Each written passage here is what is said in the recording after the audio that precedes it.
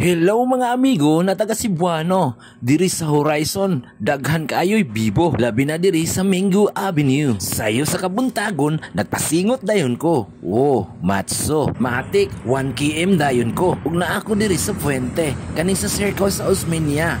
Pagkabibo kay daghan nagtuyok-tuyok dito. Number 2, 2 km na dayon ko. Maayo gini guys kaning magpasingot ta permente kay atong mga oil sa atong lawas tagaktak perme. Kami gina magpasingot ta guys kanang perme kay healthy. So naka 3 km dayon ko.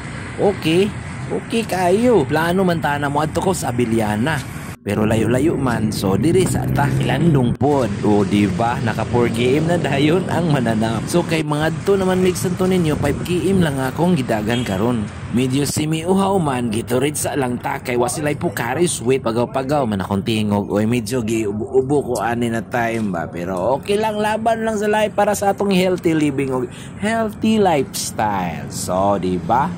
Unya, muli na dayon ko. Bagtas sa hinihinay. Morning Crown Regency, no? Kung nakatuod mo nga na. Og diri mi nag puyo karon diha sa 101 Tower diha sa Horizon nami sa 35 floor. Diba? Nindot ang view, no? Oh. Human na tog dagan. Chill-chill din ta kapi-kapi. Ay, di na kapi di ay.